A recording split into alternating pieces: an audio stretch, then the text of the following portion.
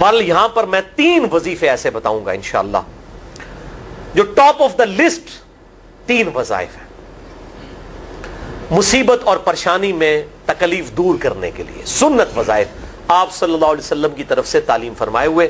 ان میں سے پہلا وظیفہ یہی جس کا قرآن میں بھی ذکر آ گیا کہ جو ان الفاظ کے ساتھ ہمیں پکارے گا، اللہ تعالیٰ فرماتا ہے کذالک ننجی المؤمنین، ہم اہل ایمان کو بھی نجات دیں گے اس طریقے سے، صرف یونس کو نہیں، اہل ایمان کو بھی۔ چنانچہ اسی کانٹیکسٹ میں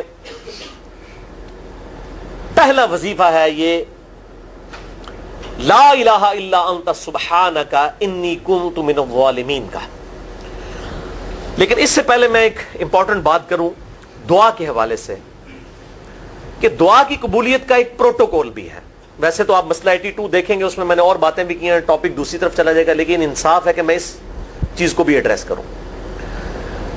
جامعہ ترمذی میں صحیح سند کے ساتھ یہ حدیث موجود ہے، انٹرنیشنل نمبر کے مطابق 593 نمبر حدیث ہے، اور یہ حدیث مشکات میں آپ کو پہلی جلد میں درود شریف والے چیپٹر میں بھی مل جائے گی، اور مشکات کو میں نے ڈکلیئر کیا ہے مشکات از دا انسائکلوپیڈیا آف حدیث، یعنی آپ کو جتنی حدیثیں سکیٹرڈ فارم میں ملیں گی کتب ستہ اور اس سے بھی باہر 13 کتابوں میں، مشکات میں آپ کو مل جائیں گی۔ میں نے اسی لیے مشکات میں پورا لیکچر ریکارڈ کروا دیا ہے، مسئلہ نمبر 111B کے عنوان سے مشکات المصابیح کا مکمل تعارف، وہ ضرور دیکھیں۔ یعنی مشکات 3 جلدوں میں آپ لے لیں تو انسائکلوپیڈیا آف حدیث آپ کے پاس آ گیا۔ 6294 احادیث ہیں، اور اس میں چونکہ احادیث کی تکرار نہیں ہے تو کتب ستہ اس کے علاوہ بھی 12-13 کتابیں جو ہیں اس میں کور ہیں، اس میں بھی یہ حدیث موجود ہے۔ جامعہ ترمذی میں انٹرنیشنل نمبر کے مطابق 593 نمبر۔ سیدنا عبداللہ ابن مسعود رضی اللہ تعالیٰ عنہ کہتے ہیں کہ ایک دفعہ میں آپ صلی اللہ علیہ وسلم کی موجودگی میں نماز پڑھ رہا تھا، اور سیدنا ابو بکر اور عمر رضی اللہ تعالی عنہما وعلیہم السلام وہ بھی وہاں پہ موجود تھے۔ میں نماز کے جب یعنی کہ تشہد میں بیٹھا، میں نے اللہ کی حمد کی، التحیات للہ والصلوات والطیبات، اس کے بعد درود پڑھا، اور اس کے بعد میں نے دعا مانگنا شروع کی تو آپ صلی اللہ علیہ وسلم نے ارشاد فرمایا سل تعطا سل تعطا، مانگ تجھے دیا جائے گا، مانگ تجھے دیا جائے گا۔ یعنی جو درود شریف اور ذکر کے ذریعے متوجہ ہوتا ہے اللہ تعالیٰ اس کی دعا قبول کرتا ہے۔ اور پھر ابن مسعود ادھر ہی روایت کرتے ہیں، ساتھ ہی جامعہ ترمذی میں دوسری حدیث ہے صحیح سند کے ساتھ کہ ایک شخص آیا، اس نے جو ہے وہ نماز کے دوران حمد و درود کے بغیر ڈائریکٹ اللہ سے مانگنا شروع کر دیا، تو جب وہ فارغ ہوا آپ صلی اللہ علیہ وسلم نے اسے بلا کر کہا کہ سائل تو نے مانگنے میں جلدی کی، تجھے چاہیے کہ جب دعا مانگنے لگے پہلے اللہ کی حمد بیان کر، پھر مجھ پر درود پڑھ، اور پھر اللہ کی طرف متوجہ ہو۔ اور اس حدیث میں آتا ہے کہ ایک اور شخص آیا، یعنی ابن مسعود وہ خود تھے، اور اس نے اللہ کی حمد اور درود کے ذریعے دعا مانگی تو آپ صلی اللہ علیہ وسلم فرمایا سل تعطا، مانگ تجھے دیا جائے گا، مانگ تجھے دیا جائے گا۔ درود شریف پہ میں الگ سے بھی لیکچر دے چکا ہوں، مسئلہ نمبر 56 کے عنوان سے 2 گھنٹے کی گفتگو ہے۔ درود شریف کے صحیح فضائل اور صحیح احکام و مسائل بڑی ڈیٹیل کے ساتھ ہر اینگل سے درود شریف کے حوالے سے آپ کو وہ سمجھ لیں کہ انسائکلوپیڈیا ہے وہ لیکچر، مسئلہ نمبر 56 اہل سنت پاک .com پہ۔ تو دعا کے لیے حمد اور درود شریف ضروری، اس لیے دیکھیں نماز کی انٹلیکچوئل ترتیب ہے، آپ پہلے دعا کرتے ہیں التحیات للہ والصلوات والطیبات، اللہ کی حمد کرتے ہیں، پھر نبی صلی اللہ علیہ وسلم پر سلام عرض کرتے ہیں السلام علیکہ ایھا النبی، اس کے بعد آپ درود پڑھتے ہیں، اور اینڈ پہ آپ دعا مانگتے ہیں اللہم انی اعوذ بک من عذاب جہنم ومن عذاب القبر ومن فتنة المحیا والممات ومن شر فتنة المسیح الدجال، یا اللہم ربنا آتنا فی الدنیا حسنة وفی الآخرة حسنة وقنا عذاب النار، یا رب اجعلنی مقیم الصلاة ومن ذریتی ربنا وتقبل دعائی ربنا اغفر لی ولوالدی وللمؤمنین یوم یقوم الحساب۔ کوئی بھی دعائیں مانگیں، یہ بھی مانگیں جو میں وظائف بتا رہا ہوں، کیونکہ بخاری اور مسلم کی متفق علیہ حدیث ہے۔ مشکات میں آپ کو تشہد والے چیپٹر میں حدیث مل جائے گی کہ نماز میں تشہد میں درود کے بعد جو چاہو اپنے رب سے مانگو، یعنی عربی میں مانگنا ہوگا، دعائیں مانگے، دعائیں معصورہ کتاب و سنت میں جتنی ہیں وہ مانگے، اس کے علاوہ بھی مانگ سکتے ہیں اگر الفاظ درست ہوں لیکن عربی زبان میں۔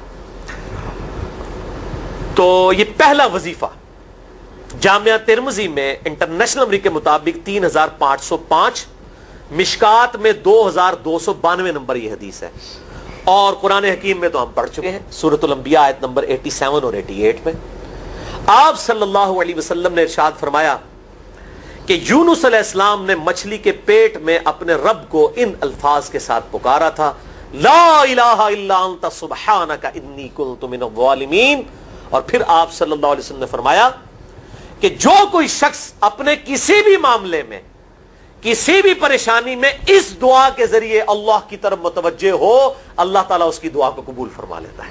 اور قرآن میں بھی آ گیا نا کذالک ننجی المؤمنین, اور کتنا بڑا فتویٰ آیا میرے بھائیوں سورہ الصافات 143 144, فلولا انہ کان من المسبحین, اگر یونس ہمیں ان الفاظ میں ہماری تسبیح نہ کرتا, للبث فی بطنہ الی یوم یبعثون, تو مچھلی کے پیٹ میں قیامت تک مچھلی کے پیٹ میں رہتا اگر اس طرح نہ ہمیں پکارتا, اس کی قبر مچھلی کا پیٹ بن جاتی. یعنی یہ اتنا عطاب, اور وہ دور ہو گیا اس دعا سے, بہت بڑے اسماء اعظم میں سے ہے. تو یہ بہترین دعا, بہترین وظیفہ, اسماء اعظم میں سے بہترین چیز, اور سب سے بڑھ کر جو میں نے بات کی کہ بہترین استغفار, اللہ سے توبہ مانگنے کا بہترین ذریعہ.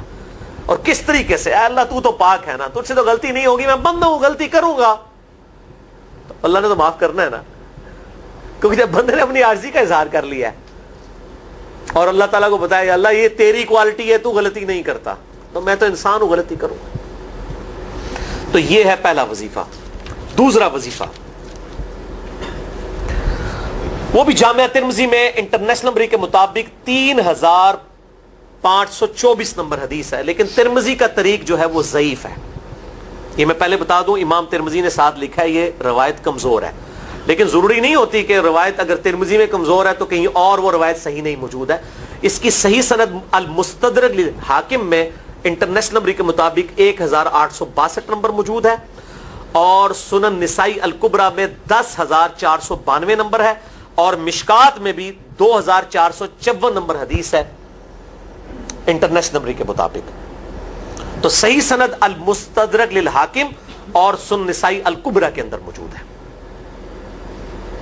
اور وہ وظیفہ ہے انس ابن مالک کہتے ہیں اور سعد ابن ابی وقاص کہتے ہیں رضی اللہ تعالی عنہما وعلیہم السلام, کہ آپ صلی اللہ علیہ وسلم کو جب کبھی کوئی تکلیف یا پریشانی پہنچتی تو آپ صلی اللہ علیہ وآلہ وسلم ہمیشہ ان الفاظ میں اپنے رب کو پکارا کرتے ہیں, یا حی یا قیوم برحمتک استغیث, اے خود سے زندہ ہر چیز کو تھامنے والے, میں تیری رحمت کے ساتھ تیری مدد کا سوال کرتا ہوں.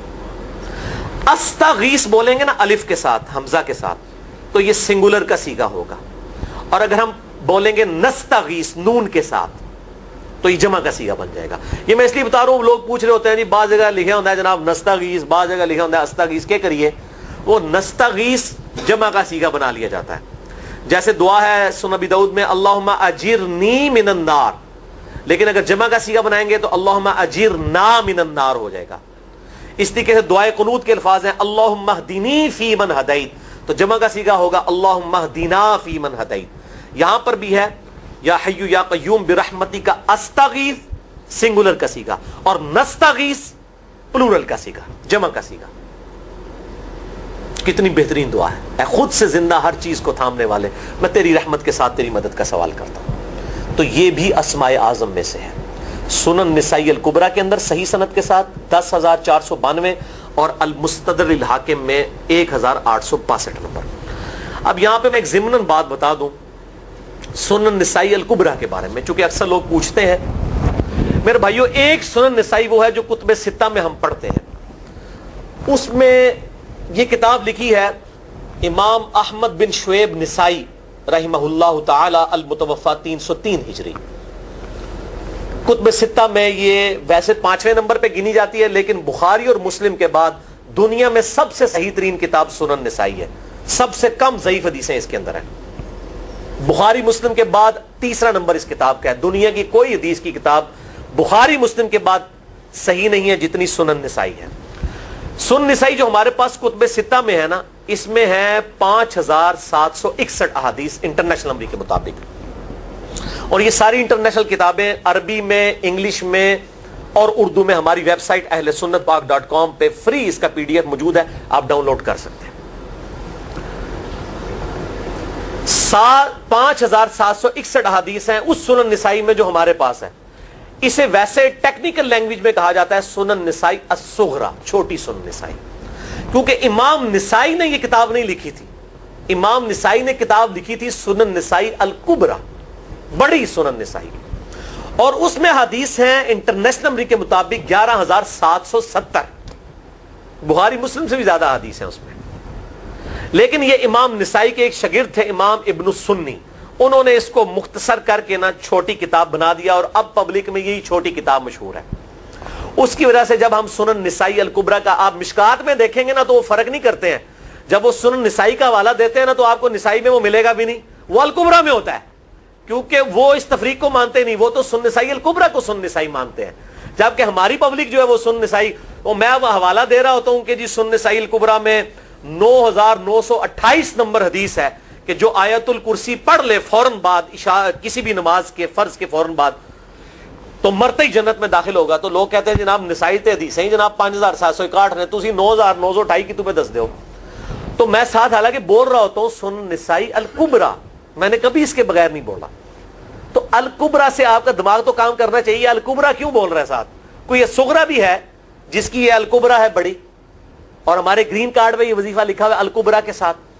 اسی طریقے سے جو میرا وہ واقعہ کربلا کے اوپر 150 اسناد پر مشتمل پمفلٹ ہے، ریسرچ پیپر نمبر 5B واقعہ کربلا کا حقیقی پس منظر 72 صحیح الاسناد احادیث کی روشنی میں.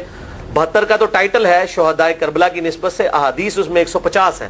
اس میں اکثر حدیثوں کے حوالے میں نے سنن نسائی الکبریٰ سے دیے ہوئے ہیں. وہ لوگ کہتے ہیں مل ہی نہیں رہی ہے، تو میرے بھائی وہ سنن نسائی الکبریٰ آپ کے پاس ہوگی تو آپ کو ملے گا نا.